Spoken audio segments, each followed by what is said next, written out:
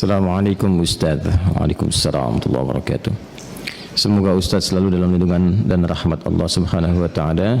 Semoga Allah memberikan perlindungan dan rahmat kepada Anda dan keluarga lebih baik dari apa yang Allah berikan kepada kami, dan kita diberikan pancaran kemuliaannya. Ustaz, sebelumnya saya minta tolong penjelasan tentang menikah dengan sepupu. Apa di dalam Islam diperbolehkan? Kalau memang dibolehkan, saya mohon penjelasannya Ustaz. Karena saya ada berhubungan dengan sepupu.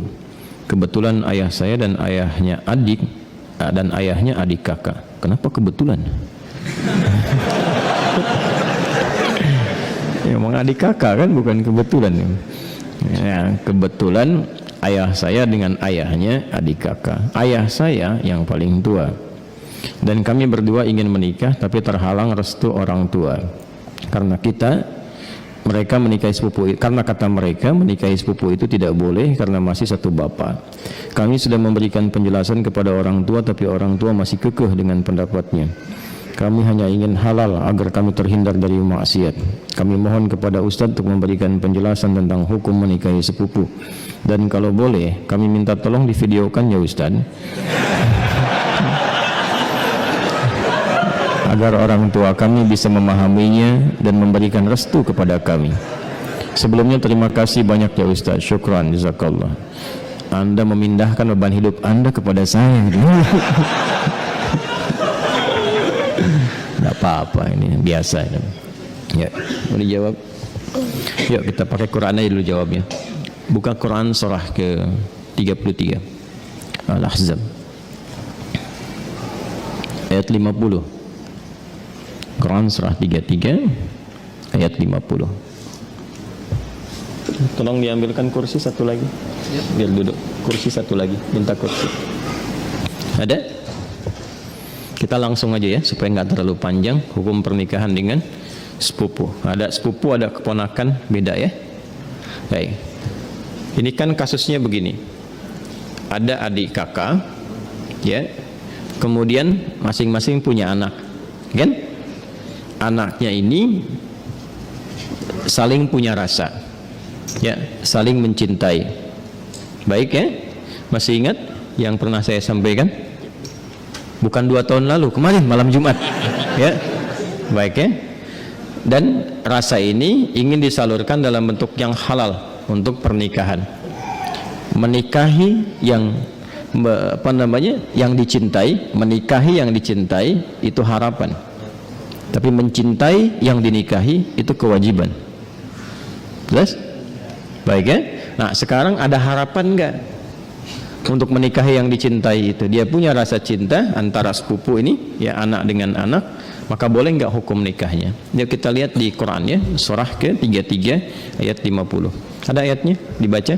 A'udzubillahi minasyaitonirrajim. Bismillahirrahmanirrahim. Ya ayyuhan nabiyyu inna ahlalna laka baik azwajaka allati ataita ujurahunna wa ma malakat baik yaminuk mimma afa Allahu alaih. Setelah itu wa banati ammika wa banati ammatika wa banati khalika wa banati khalatika. Terus ya, sampai situ dulu karena sesuai pertanyaan.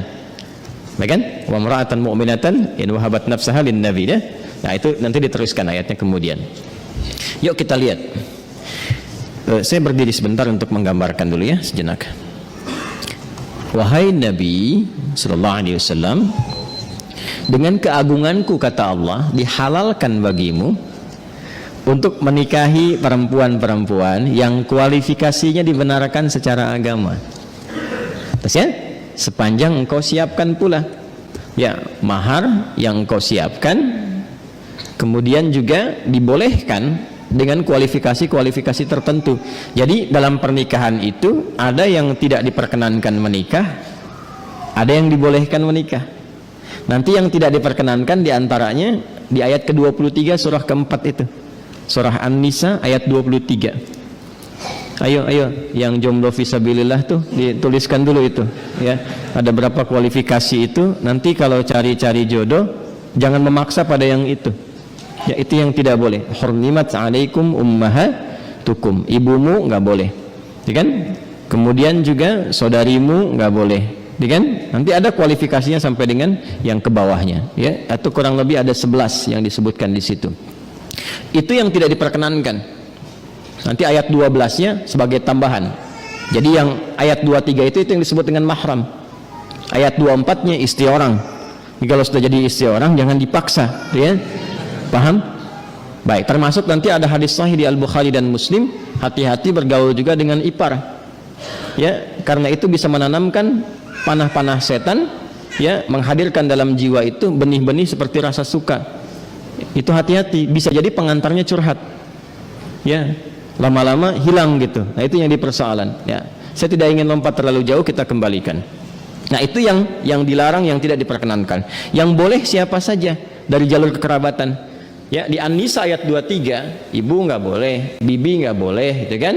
Bibi, kemudian baik itu dari pihak ibu ataupun dari pihak ayah. Ya, kemudian saudari nggak boleh, sepersusuan nggak boleh, gitu kan? Menantu nggak boleh, ya. Kemudian nanti ada anak-anak bawaan juga dari istri yang dinikahi, itu nggak boleh. Menyatukan, ya, adik kakak itu nggak boleh. Baik, istri orang itu nggak boleh. Di luar itu yang boleh apa?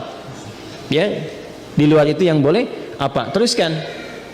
Satu, kalau dari jalur kekerabatan yang paling dekat, anak paman. Baik, ya. Obanati ammika. Anak paman berarti sepupu kan? Ya kan? Baik. Ini saya sebut kakek sajalah.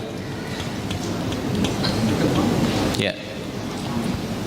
Kakek punya anak kan? Ya. Ini A, ini B. Ini anaknya laki-laki, ini laki-laki juga. Oke? Sudah. Ini ayah lah ya, untuk memudahkan. Ini bapak.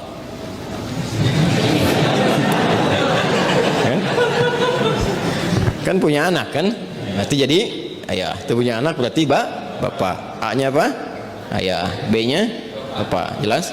Nah, ini punya anak. Baik ya? Ini X. Yang ini ya kan? Ini Y. Baik. Yang ini perempuan Y. Yeti misalnya kan? Ya. Ini Safi. Ya. Kalau dia punya anak beberapa, misalnya Safi, Messi, misalnya siapa lagi ke bawah, misal. Ini laki-laki, ini perempuan. Nah, ini sepupuan kan? Ini kan? Ya, halo? Ini dengan ini sepupu ya? Baik. Nah, ini Yeti dengan Safi ada rasa saling mencintai. Ingat, mencintai dengan menyukai itu berbeda. Suka, semua bisa disukai, tapi tidak setiap yang disukai itu harus mencintai. Jelas ya? Baik. Sama dengan begini, tak kenal maka tak bukan ta'aruf. Ya. Karena tidak harus yang dikenali itu disayangi. Anda kenal istri tetangga, apakah harus sayang padanya? Tidak kan? Paham ya? Baik. Jadi kenal itu tidak harus sayang. Halo, paham? Nah, tapi kita menyukai siapapun harus suka dalam konteks kebaikan. Tapi tidak selalu yang disukai itu harus dicintai. Cinta itu diikat dengan nilai-nilai yang baik. Karena itu bagus pertanyaannya, ingin tahu rambu-rambu agama supaya tidak keluar dari nilai-nilai itu, supaya tidak masuk dalam jerat-jerat setan. Apa hukumnya kemudian kalau ini ingin menikah dengan ini? Ini ada anak paman nih. Ini kan kesini paman kan? Ya kan? Ini ada anak pamannya nih, anak pamannya. Apa hukumnya kalau saya ingin menikah dengan anak paman? Maka dijawablah kemudian di Al-Ahzab tadi di ayat yang ke-50. Wa banati ammika wa banati ammatika.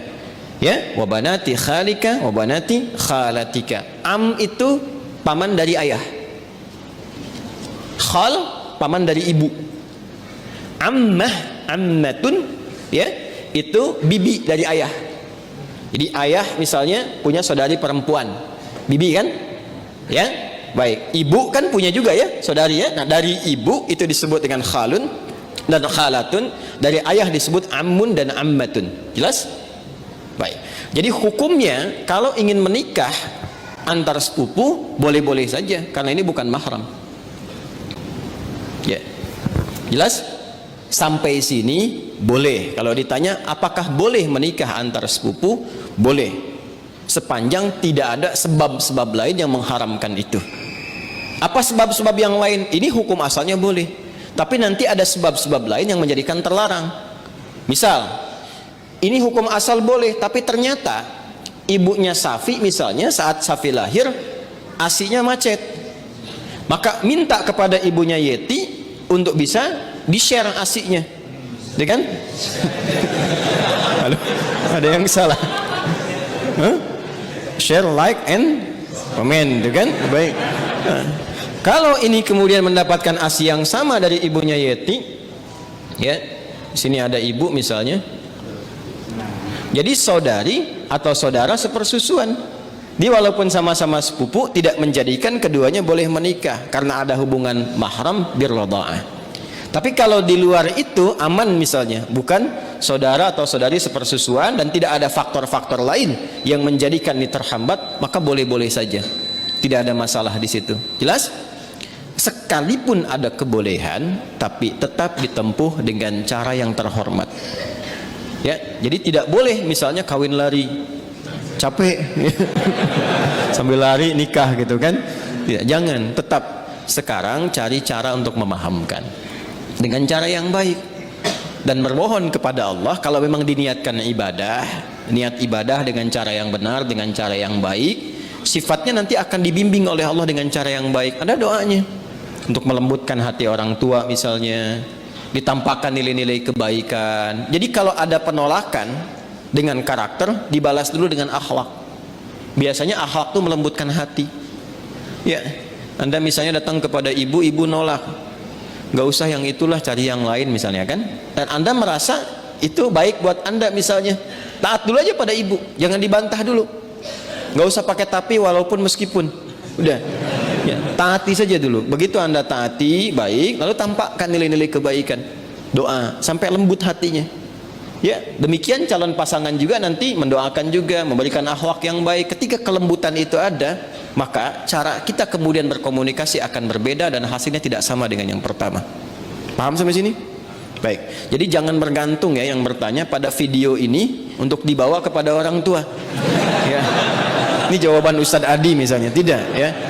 Bagi saya tetap hukum aja yang didahulukan. Ini hukumnya boleh, tapi akhlak itu yang diutamakan. Paham sampai sini? Baik. Nah, supaya tidak keliru memahami, kalau kita teruskan itu ada kalimat khalisatan laka min dunil mu'minin. Ada kekhususan untukmu. Teruskan ayatnya deh, teruskan ayatnya.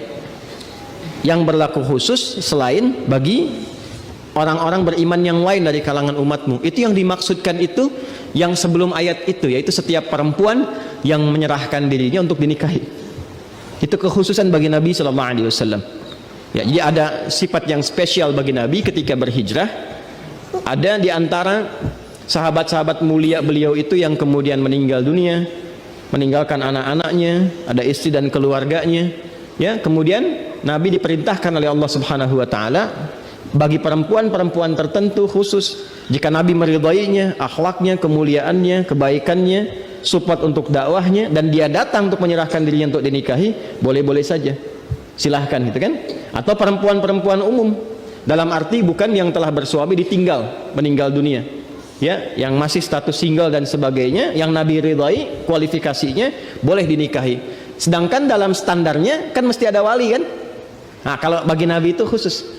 Ya, bagi Nabi khusus, tidak berlaku umum. Jadi nanti harus pandai baca-baca ayat. Ada yang khusus untuk Nabi, ada yang umum berlaku untuk umatnya. Di ayat ini ada dua kualifikasi. Ada yang umum sifatnya seperti menikah antar sepupu itu, ada yang khusus sifatnya seperti perempuan yang datang sendirinya untuk minta dinikahi. Jadi nggak boleh misalnya ada ustadz, ada dari akhwat datang, ustadz silahkan nikahi saya. Ya, misalnya kan, walinya mana? Nggak apa-apa, saya jadikan Allah sebagai wali saya. Dia, nah itu nggak boleh. Paham ya? Itu nggak boleh hukumnya. Jelas?